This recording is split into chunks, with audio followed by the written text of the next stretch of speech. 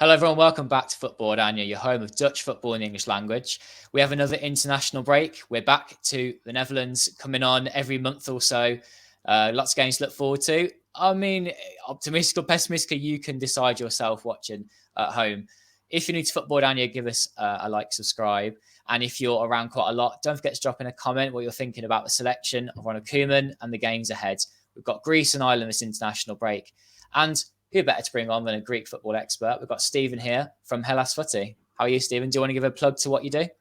Yes, I'm very well, thank you. And so, as you said, I'm obsessed with Greek football is probably the better way, because I just every moment I get, I just keep an eye on Greek football, whether the matches are being played or latest transfers, as I was over deadline day for most of Europe. And so I primarily write for a site called Hellas Football. We're on Twitter, Instagram, and we do a weekly podcast where we talk about the latest news in Greek football, including the Super League, any Greek teams in Europe, and any Greeks who play abroad.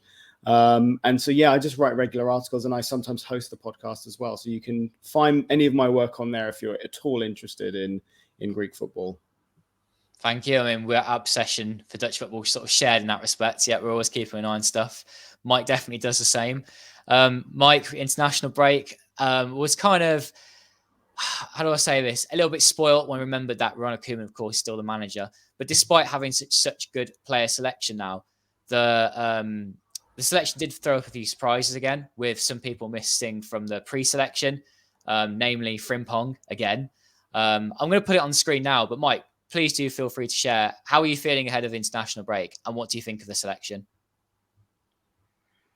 Yeah, it's a bit strange to think that we're going into games against Greece and Republic of Ireland, and there's actually a sense of, we might actually not win both these games, and it is mainly due to the fact that who we have in charge, and the terrible performances that they put in the Nations League. I think that's just dampened the mood a little. And yeah, these are two massive games. They're two must-win games, I think, for the national team and for Koeman. And yeah, we're missing some key players from that squad, but there is a lot of talent in there, and there's a lot of players that are in form, like Reinders at AC Milan, so he could make his debut, and he's been excellent for AC Milan so far. And then you have players like Xavi Simons on fire in the Bundesliga. You have, Joy Veerman, who's instrumental in putting PSV to Champions League group stages.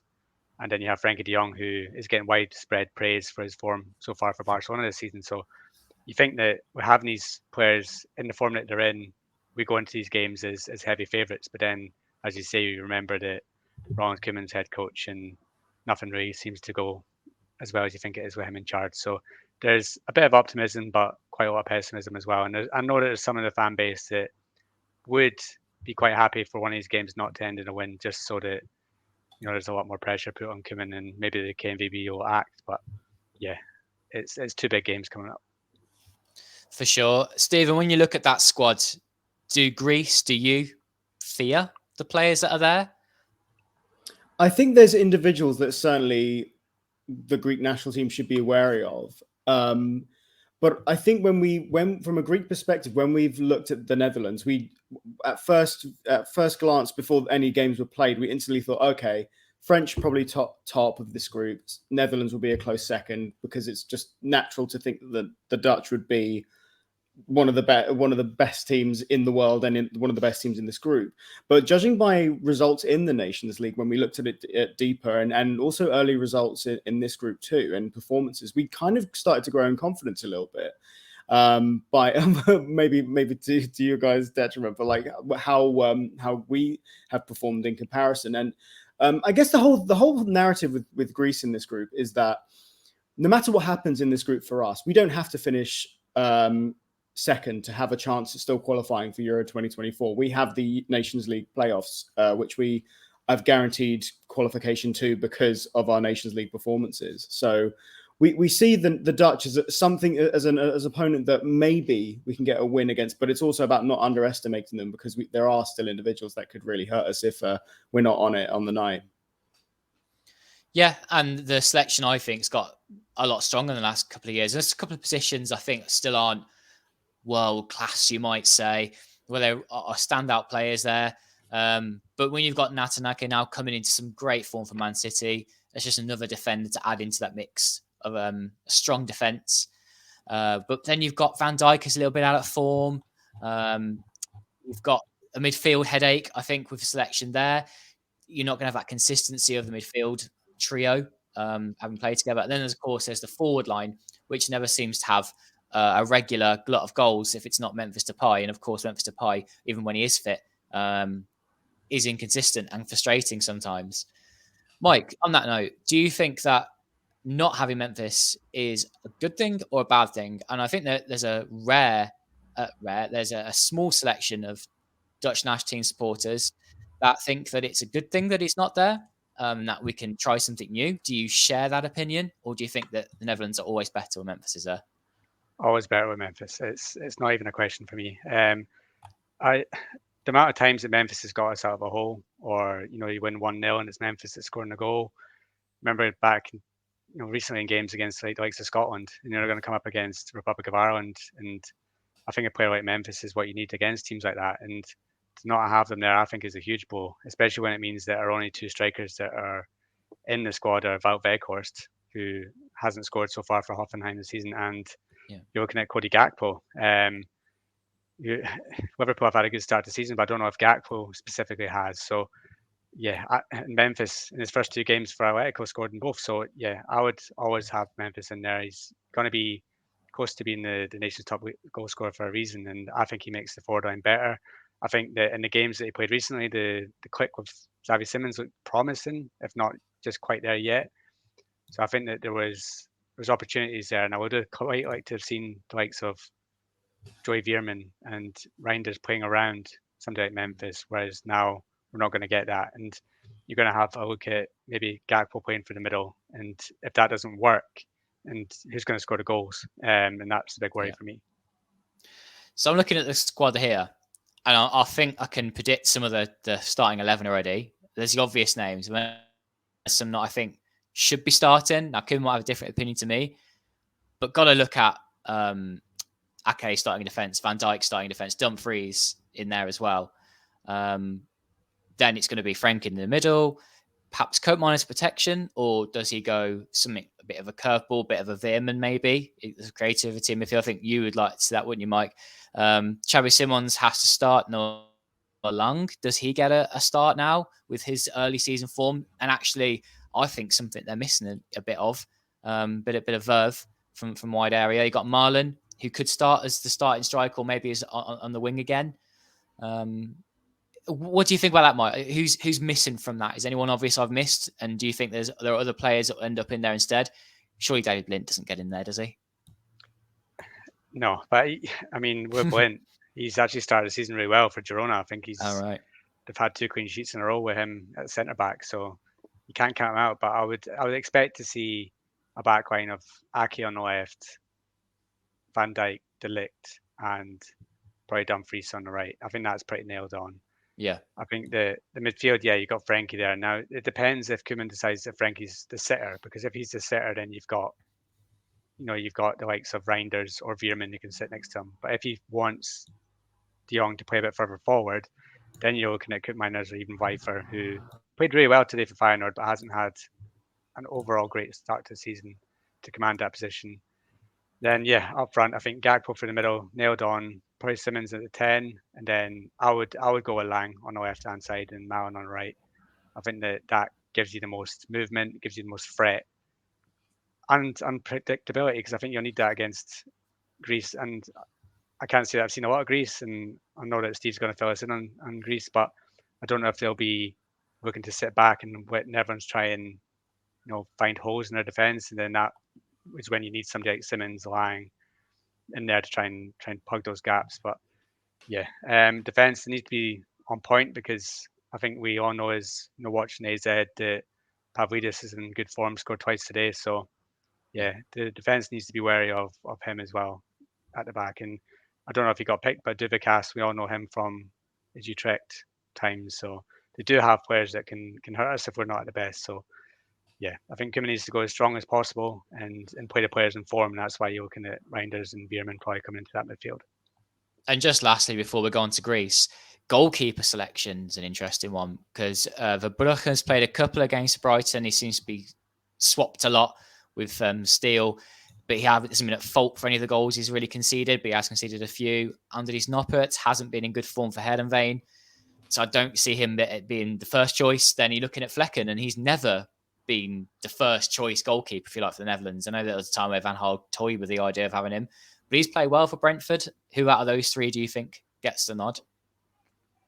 Well, I hate to say it as a Newcastle fan after yesterday, but Verbruggen looked very good against us. There's a point where the ball at his feet, he was very comfortable playing the ball around. And I think that's what you want in an Netherlands side, very comfortable at the back, made a couple of good saves. And yeah, I think he looks strong. I think the one that we all know is missing is Nicolai. I think that you might probably say that he should definitely be in the squad for what he's doing with Sparta Rotterdam. I think it's up there with, leaving out Frimpong. I think that they're two absolutely baffling decisions that, if you ask any Netherlands fan, the two of them would be in the squad, but there's only one man that makes the squad, and he doesn't see either of them in there. So I would have rather seen Olai coming in, but I think out of those three at the moment, Verbruggen would get the nod for me. Okay. Well, that's the sort of Netherlands side. And of course, feel free to share your opinions in the comments, what you're thinking about that, or get in touch with us on Twitter. So I'll take that off the screen. And Stephen, I've just got a look here at the Greece squad, the most latest one, I think it is anyway. And there are, of course, some familiar names to Eredivisie fans of Dutch football. Hatzidiakos has just left RZ to go for his foreign adventure. I mean, we associate him as being quite Dutch, to be honest, at this point. Having looked at the rest, there's Pavlidis there, Giacomakis, who I've got as a thumbnail for this video on YouTube on a website. But then actually, there's no Duvakas this time. Is it because of injury at the start of the season for him? I noticed that Shimikas as well, who wants a Villentue, is in the squad. But, looking at it overall, I feel like it's a pretty decent squad and a team that can definitely get a result against the Netherlands if they're well coached and better coached than the Netherlands, which is what it feels like at the minute. So, run us through the team, Stephen. Well, this is what I was talking to you about briefly before we started recording. The vast majority of players that have been selected are correct in terms of who we'd expect to see, with a mixture of kind of people that Gus Poyet trusts and a few others who are in good form and have earned their call up. But then there's a few omissions, like I said to you previously, that are still kind of baffle a few of us. So, like you mentioned, Dasos Duvikas is not there, despite the fact he was Eredivisie top scorer last season. And he's now recently moved to Celta Vigo. And so it's a massive transfer for him.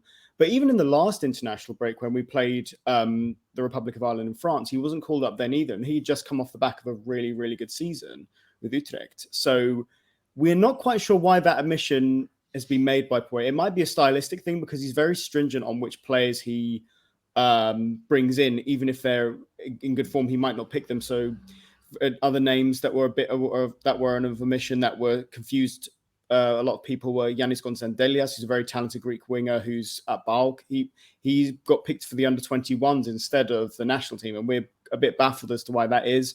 Sotiris Alexandropoulos, who was picked by Poyet when he was in the under-23s for Sporting, but now that he's on loan at Olympiacos and is playing consistently, he wasn't get selected either. So that's a bit of a confusion. And the biggest omission, and it's partially because he's retired, is Kostas Fortounis. So probably the best Greek player of his generation. To put into perspective, Greek fans are very tribal. So when the national team does bring all of the Greek football fans together, but there is still that sort of, you're Olympiacos, you're Panathinaikos player, you're PAOK player, you're AEK player. But Kostas Fortounis was the player that no matter who you supported at club level, he was respected by and loved by all fans. And he's recently just retired from international duty. So that's a big miss. But at the same time, there's an underlying narrative of he wasn't selected last time either for with Poyet. So even though he stated on social media that was his decision to not to retire from the national team and commit his playing time to Olympiacos, we wonder if it's also because Poyet has basically said to him he's never going to get in the team. And that's not me saying that as fact. That's literally a lot of speculation, but it's a big miss for Greece regardless, even though we did quite well without him in the previous international break. But generally the squad, for the most part, is who we expect / who we believe should be there. So if it's a stylistic thing, leaving Dovikas out, is that because of the formation you play, the style you play? How are you set up?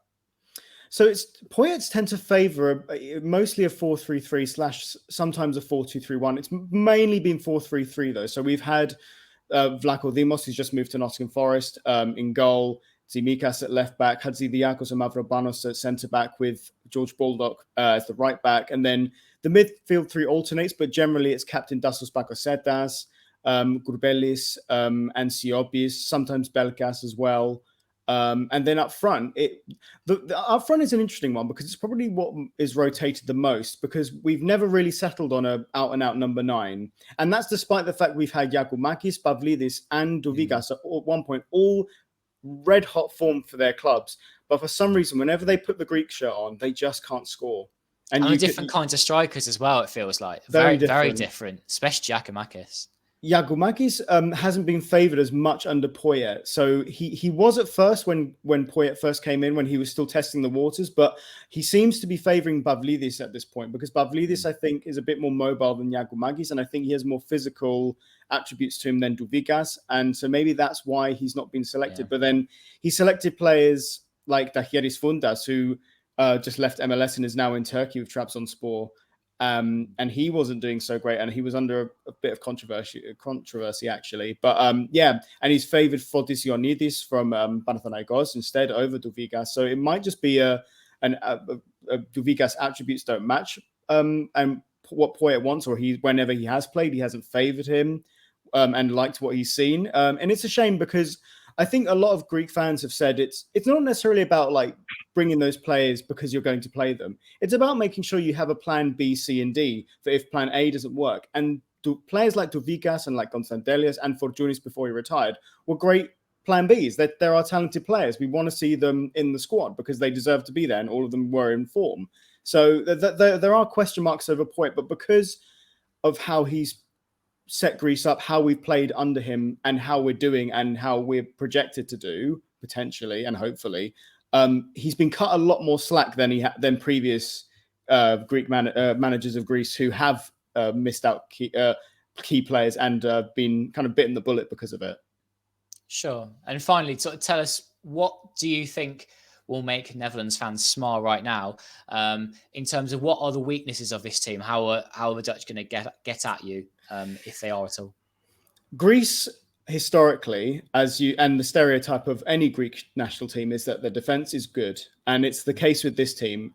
It wasn't the case for a very long time, in the last 10 years, which have been woeful to watch for the most part. Greece kind of have lost their identity in being a solid defensive unit and being a hard team to beat. But Poyet has made this team hard to be beaten now. He's like, the defense is very shored up. We have a very good goalkeeper. We have players in very, very good, strong leagues in all parts of the pitch now. The biggest weakness of Greece is finishing our chances. So you have to more hope that your defense will prevent players like Bakasetas, who's been scoring a lot for us lately, Masouras, who's in very good form, and Pavlidis as well, from scoring. And that's not necessarily the most difficult thing, because, like I said, for some reason, all of these players who can score for their club, for some reason, make it 3 times worse to score for their country. How does that sound to you, Mike? Is that music to your ears? Is that the kind of team the Netherlands want to play at the moment? Not necessarily. I think that Greece are probably a bit of an unknown for Koeman. I can't believe that he would do any scouting and set them up in order to play what he wants to play. And I think that, I don't know, I think that Greece go into this game thinking it's a bit of a free hit, and that's what Netherlands don't want. Netherlands want somebody that's going into it with a bit of lack of confidence. I don't think that's Greece at the moment. I think that, wasn't it Greece got really close to holding France recently? Wasn't it just like a 1-0 loss or something like that in the last game? So we were very unfortunate in that game. Yeah, it was a penalty and a nightmare match from Mavropanos, which is actually, he's going to be suspended for this game. So Mavropanos will not be in Greece's defence for the Netherlands match. But yeah, we were a bit unlucky in that game, and we could have maybe got a result against the French, but they got the penalty, and that's what got them the 3 points. Yeah, I think that's what worries me, is that I think they can defend well, and our attack's not at its full strength. And then they have players that you can underestimate and they can get in behind. I think that Pavlidis, if he starts, is somebody like that. So yeah, I don't think this is the game that Ronald Koeman would have wanted. I think that this is one that he'll go into knowing that he has to win, and that probably suits Greece, knowing that they can probably turn up and think that, oh, if we get out of here with a draw, then it's a great result. And then all the pressure is going into a very tricky away tie against Republic of Ireland, who I think are going into this game a lot better than a lot of Netherlands fans give them credit for, mainly because of the form of Evan Ferguson up front. So yeah, I think if Netherlands don't win this game, then the knives will be out. Let's say. Yeah, because this sort of gets to the must-win territory. The home games against Greece and Ireland are massive for the Netherlands, and going away, they're going to be two very difficult trips. The players are there, though. This is what is frustrating. The players are there to beat Greece, to beat Ireland, but it doesn't feel like Koeman's got his way with them in terms of the man management, but also tactically, it just doesn't seem to be enough direction of how to get the best out of his players. At the minute, he's got quite always, of course, when they're Dutch, but very technical, quite pacey forward line. He's had for the number of years now. There's a lot of quality in midfield, and if the concentration is there, the defense is also very good. What is Koeman getting wrong? Do you think, Mike? I know it's quite hard to put your finger on in his last couple of minutes of the show, but what has Koeman got to do better? I think it's tactically substitutions, getting the confidence of the players to gel, to pick the right team in the first place, to get the midfield right, to show something with substitutions as well. And I think that what Koeman took from Van Gaal was one of the best defenses around in the national team game, and turned it into a shambles in the last two Nations League games. They couldn't defend at all.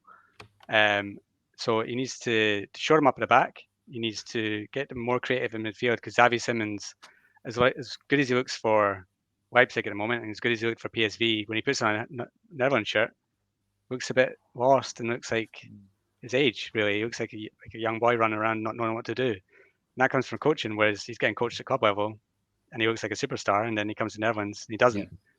And then up front, if it's not Memphis, Gakpo, it seems to work at some points for Liverpool, but it doesn't seem to work all the time for Netherlands. So everything that should be able to click doesn't. So yeah, we'll see if it works this time around. But you've got, as you said earlier on, you've got a Van Dijk coming into not in great form. You've got questions around the midfield selection, where you go with the best players, and then up front you've got no Memphis. So I think Greece can be happy with the situation with the Netherlands national team at the moment. But hopefully we're proved wrong, and then it all clicks and it all goes well. But yeah, I think that there's a lot of question marks at the moment. We seem to be on this downward trend of it all, because we think that it's coming to them with Koeman. We think it's almost like the France de Boer, where you're kind of like, right, it's going to go wrong at some point. We know it is. However, is there any part of you that still is confident because of Koeman's work that he did in his first spell in charge of the Netherlands? There's a lot of negativity around him as a manager now, but he has done some very good things in his career still. Is that still there? Do you think that magic that he had when he first took the Netherlands from an absolutely low point, a point of devastation, and turned them into actually a really decent team? Yeah, and you got to remember that was also in conjoined with the fact that we had world-class players coming into the side under Koeman, like Frenkie de Jong at his best, and Van Dijk in defence. And Van Dijk was a huge part of Koeman's side before, whereas Van Dijk's on a downward spiral at the moment with his form for club and country. So can Koeman work the magic again? It's possible, but we haven't seen it yet. And he's had 4 games so far, and 4 pretty terrible performances with no improvement. So these are the games that he's had time. He's had time to go away, reflect, decide what he's got to do a bit differently, and we'll see if it's worked this time around. Because if it doesn't work this time around, then yeah, those at the KNVB, whether it's Nigel de Jong or Bobham, have some big decisions to make. Because although we have that, same with Greece, we have that point where we don't need to finish in the top 2 because we have the playoffs. This is the Netherlands we're talking about. We shouldn't be relying on finishing 3rd, 4th in the group to then go for the playoffs. And even if it came to the playoffs, you're still coming up against nations that you go away to can beat you. So we need to look at finishing top 2 in this group. And with the Netherlands national team for years, you should be saying that we should be challenging France, but that's just not what it is at the moment. So Koeman's got a big job in his hands to show us as fans and get the players on side as well. So these games are going to go either way. I know yeah, I'll try and remain positive and say that Netherlands are going to win, but we all know that it's not 100% certain. Stephen, what's your prediction for Thursday night?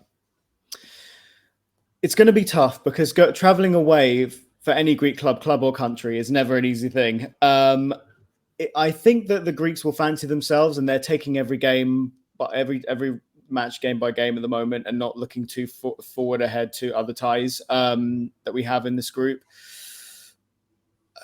I can't say I take things way too pessimistically, because then if it goes better than what I expect, then I'll be really thrilled. So I don't want to overestimate myself. I would love Greece to win this game, but I think away from home and against a Netherlands side that, while I know they're not where you guys want them to be and where any of the Dutch fans want them to be, I think we can get a 1-1 draw. And just to also say, it's interesting that you said that this was probably your must-win international period, because ironically, from a fan's perspective, the next international period is the must-win for Greece, because the Republic of Ireland host us in Dublin, and then we host the Netherlands in Athens at Hagia Sophia, both of which are must-wins if we have any hope of finishing second. But obviously, the team will be focusing on this game, and then we'll be playing Gibraltar, which is a non-disclosure. That has to be a 3-pointer. Mm-hmm. Sure. I mean, before this show, I also thought it would be a 1-1 draw, to be fair, because of the tumultuous times the Netherlands have gone back into now. I really hope I'm proven wrong, obviously. I don't think the Netherlands losing. I think there's too much quality there for that to go totally wrong. But yes, if the Netherlands go on behind, then you're looking for those battling qualities again to get them back into the game. But because of the games that are coming up, they're going to be more difficult than this. Such as, the away tie to Greece, the away tie to Republic of Ireland coming up, then you have to win this, don't you? And yeah. Well, what's your prediction, Mike? I'll be the positive one and try and, even though what I've said, I'll go with 1-0, but I think it's going to be a horrific performance, and then we get a scrappy goal that wins it in the last 10 minutes. I think it's going to be one of those sort of games that, I can't see it being a good performance, so I think it'll just be a scraping 1-0. And this is what I've seen on the Netherlands at the moment. It's quite strange that where the Netherlands are at the moment, that fans are actually clamouring for Luc de Jong to get recalled. That's the sort of situation we're at the moment, where Luc de Jong, who is the bane of Netherlands fans for years and years and years, now looks like the best striker that we have, and he's retired and will not come out of retirement for Ronald Koeman. So if anything's an indicator for where the Netherlands are at the moment up front, then that's it. I mean, fans have been flitting for years, haven't they, with players like Daley Blind as well. Hot and cold. Yes, De Jong is the latest one in that respect as well. Though I have to say he's having a very good season, Luc de Jong. Just to let people know that are watching, if you're still watching, you're definitely one of the biggest fans of Football-Oranje's content. And we want to tell you that we'll be doing a live stream after the Greece game. We may do a preview to the Ireland game, and there'll definitely be a live stream after the Ireland game as well. So yeah, keep your eyes out for those. They'll be not long after full-time whistle has gone. But yeah, that's all from us today. If you enjoyed this, don't forget to like the video, show us that you enjoy our previews for these Netherlands games. Subscribe if you are new to Dutch football here that we give on Football-Oranje. Of course, keep up to date with all we're doing on Twitter and the website. Lots of articles from Mike over the international break. So head over to football-oranje.com for much more over there. And yeah, thank you, Stephen, for joining us. Do you want to just give one last little plug? Where can we find you again if we want to get some Greek football into our veins? So for my personal account, and to receive a lot of spamming about Olympiacos and Greek football, you can follow me on the Twitter handle that's just on my screen here, at Steve Kountourou. Yes, my surname is very long. And also, just for more Greek content in general, just look for Hellas Football at Hellas Footy on all social media platforms, Twitter, Instagram, and Facebook. And as I said, we have the Hellas Football podcast on pretty much every platform that you can listen to podcasts on, whether that be Spotify, Apple Music, or anything else that you listen to podcasts to. Excellent. Thank you for that. And we look forward to having you back after the game on Thursday. We'll see you smiling. Mike will be back and Abdul will be back as well. So yeah, lots to enjoy there. Thanks everyone for watching.